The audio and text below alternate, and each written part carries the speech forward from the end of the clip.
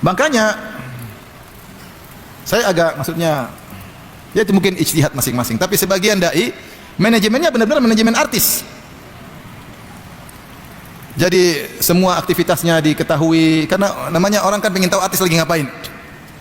Lagi ngapain, lagi perbaiki ini, lagi ini, lagi ini, lagi ini, lagi ini, lagi ini. Yang saya tidak tahu itu semua dari guru-guru saya, tidak pernah melakukan demikian.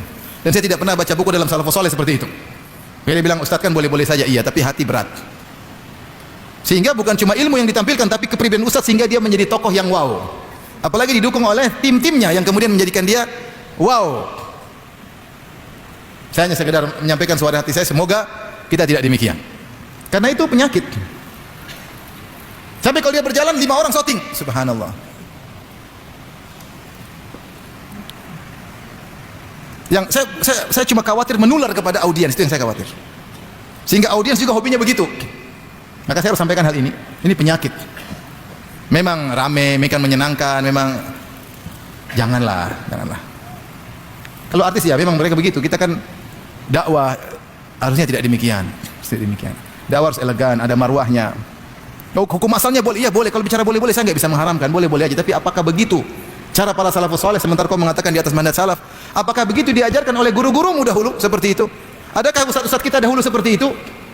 Ya kita jaga ya. Jangan cuma terpedaya dengan jumlah audiens, jumlah followers, enggak. Kita ingin yang berkualitas, kita ingin berjalan diridhai oleh Allah Subhanahu wa taala. Saya pernah umrah, saya umrah. Tahu-tahu saya keluar dari hotel, tahu-tahu ada sekelompok orang berbaju hitam pakai sorban rame-rame. Ini siapa ini? Sampai saya, jangan-jangan ini kelompok sesat yang puasa lihat laut itu kan mereka baju hitam kan? Kalau laut sudah pasang puasa, kalau Ramadan, Lebaran juga lihat apa laut. Ternyata ustaz sunnah. La haula wala quwwata illa billah. Ngajarin semua timnya untuk jalan dengan gagahnya, rame jadi pusat perhatian. Narsis. Saya hati aja sakit, cuma saya nggak bisa apa-apa. Ini saya baru ngomong sekarang.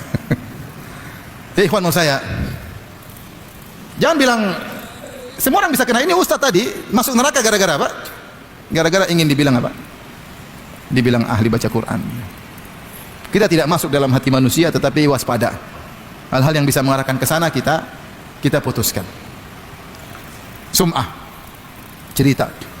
Sampai ada sebagian orang yang mobilnya kemudian macet, mogok, dia ganti ban, kemudian disoting. Ini lagi ganti ban. Ngapain? Saya ngapain? Untuk menunjukkan bahwasanya kau hebat. Kita nggak tahu, tapi nggak ngapain. Yang kalau kita dakwah itu ilmu yang penting.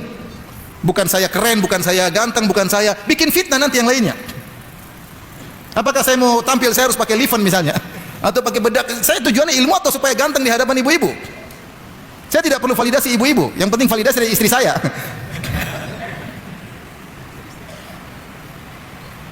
Ilmu, yang penting ilmu. Saya dulu pernah mengisi di salah satu stasiun TV beneran. Ustaz pakai, enggak. Ustaz pakai, mungkin dia bilang supaya pencahayaan. Enggak. Saya udah ganteng, saya enggak cantik, saya ganteng. Nanti kalau gitu tambah jadi cantik, bukan ganteng lagi. Kan laki-laki ganteng, enggak ada laki-laki cantik. Mau saya, ya kita bukan artis. Rasulullah bersabda, al-badadatu minal iman. Kesederhanaan biasa. Rasulullah terkadang jalan tidak pakai sendal. Bukan pencitraan, untuk menunjukkan agar kita tidak terpesona dengan dunia. Kita ini sedang berdakwah, mengingatkan orang kepada akhirat, bukan untuk membuat mereka fokus pada dunia. Bukan dengan motor mewah, mobil mewah. Kalau kau naik mobil mewah sendiri, jangan usah pamer-pamer. Bukan untuk skincare macam itu, urusan dunia. Kita bicara agama.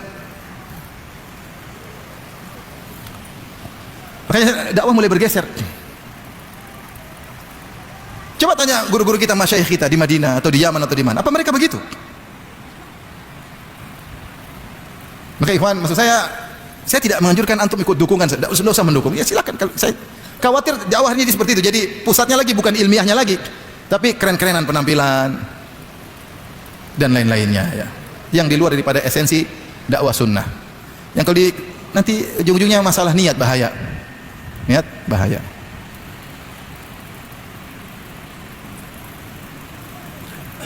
Saya sempat tegur seorang kawan.